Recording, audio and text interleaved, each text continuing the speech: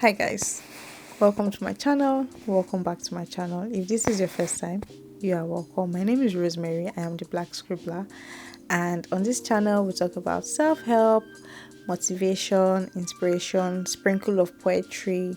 The goal here is to have conversations that help you think about where you are, where you want to be, and getting you to live your best life, because that's all we want. We want to live our best life with the best version of ourselves. So if you're interested, don't forget to subscribe and turn on your notification bell so you're notified when I post new videos on Mondays and Thursdays. Now, today I want to talk about help, right? Asking for help and how to be of help and all of that good jazz, especially when it relates to mental health. I personally do not like asking for help because I like a good I did it myself moments, Miss Independence, Yeah, I don't need anybody. Everyone can get out type vibe, which you need people, whether you like it or not. We all need people, one way or another. The way we have been built as humans is to thrive in a community setting. And so the earlier you realize that you need help, the better for you.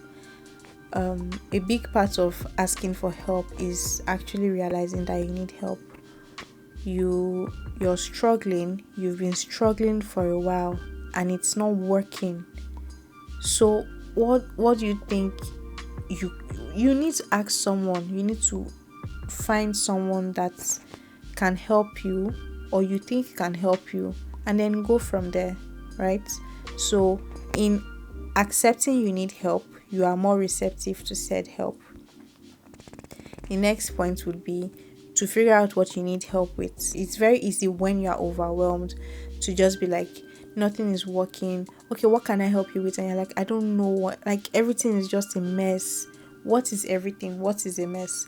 Write everything down. School, life, my relationship, my finances, my health. What exactly about your health is not working? What about your finances are not working? What about your relationship are not working? Like, be specific on what you need help with. And then when you're specific on what you need help with, you can now figure out who you can call for help. It is different when you call your bestie and you're like, yo, bestie, I'm so exhausted. Everything's falling apart and you're in tears and you're crying and you're complaining. And it's nice to vent, but when you call your bestie and you're like, yo, my guy, see, everything is a mess. With school now, I'm failing at Greek, I'm failing physics. With work, I'm not meeting my targets. And, it's a sales job, so I need people who are going to buy these products. I need people who are going to buy 20 products. With my relationship, apparently I'm not being communicative enough, or I'm not feeling loved, or whatever the case is. Then your friend can be able to say, oh, okay, I'm so sorry these things are happening. With regards to school, have you found like who is passing so and so course in your class? Can you talk to that person and stuff like that? When you are specific on what you need help with, people can help you with that thing. People know how to help you, because if you're not specific with what you need help with, the opinions and options that people can offer you might not be what you need, and then you feel like, oh my god, nobody wants to help me. It's not like nobody wants to help you, but they don't know what to help you with. You get, be ready for whatever response you get. You can call and say, oh, hi, I need help with agric, and you're like, sorry, I can't help you right now. Well, I'm very busy, like my life is really I have so much going on right now. And you're like, oh, okay. Not the one that you now come and say, that's why I called Sonia, and then she was like, oh, she can't help me. Like, I don't even understand why people are so pompous. Like, she's so proud. No.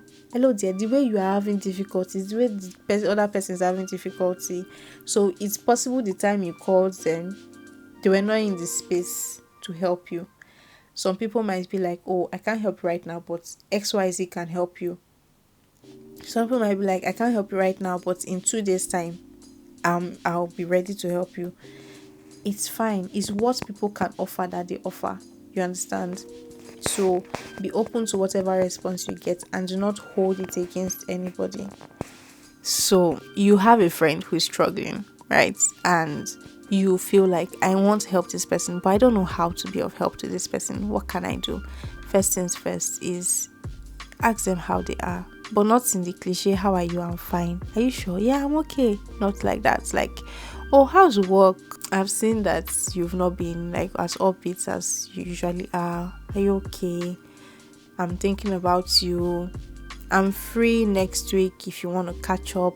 I'm free next week if you need me to help you with anything. Do you have anything you want to talk about today? Like, how's your day? Like, give me details. Like, that kind of vibe where they feel it's like an open-ended how are you, where they feel more comfortable with providing details as opposed to just find full stop.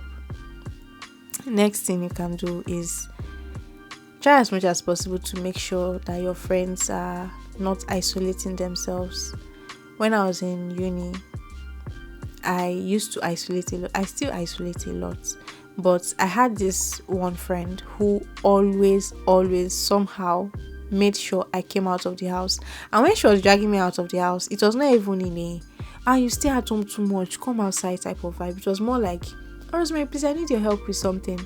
And I'm like, oh, okay, I'm about to go and be useful. That kind of vibe. Rosemary, I want to cook. Come, let's cook. It's not like I'm cooking. I'm just there gisting with her while she's doing the cooking. Or Rosemary, I want to go buy groceries. Come, let's go. Or Rosemary, this person is having get together. I don't like going for get together. I just like, don't just come now. Me too. I don't want to go, but like if you are there with me, then I will not feel alone.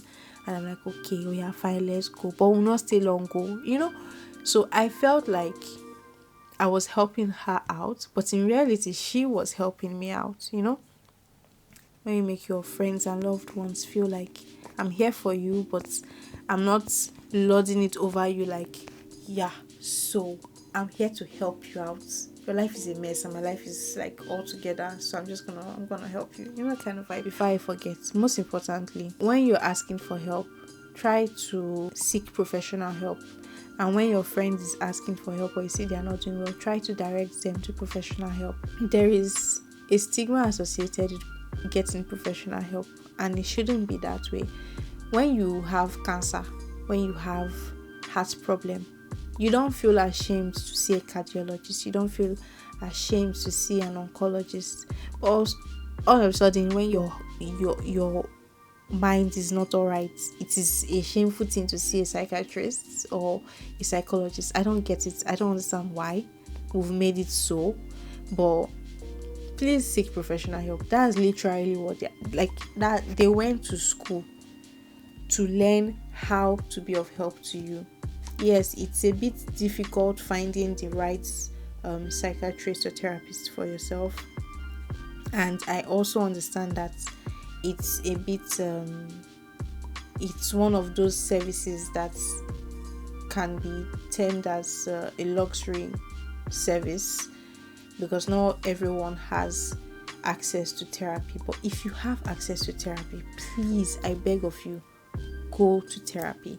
It is very much needed and it's useful, especially when you find the right one for you. And just because the therapist you are seeing or you were seeing was horrible does not mean you should stop looking for the right one for you. Again, I'm going to point to the whole, you have bad heart, right? Your heart is failing, and the first cardiologist you see or cardiovascular surgeon you see is a terrible one. Will you now say, because the first one I saw was horrible, I'm just gonna die with my bad heart? No, you will look for the one that serves your needs. It's the same way with when you're pregnant, or the OBGYN. You hear a lot of women talk about how they had horrible OBGYNs, but for their first pregnancy and then the second pregnancy, they knew what they did not want, and they were very particular in looking for the one that served them and would actually help them adequately. That's how it should be. you should take your mental health seriously. Look for the psychologist or therapist that is actually going to be beneficial to you and cares about you and wants to see you thrive, because I know that obviously there are therapists out there who they don't really care, it's just a job to them, and then they are the ones that really want to make a difference in your life. So while it might be a bit exhausting to look for the one that actually cares and wants to make a difference in your life, it is your life. You can't be playing games with your life. You can't let someone win over your life. You get? So I hope we all get to the point where life is not exhausting and we do not have thoughts that are harmful to us, and we learn to develop coping strategies.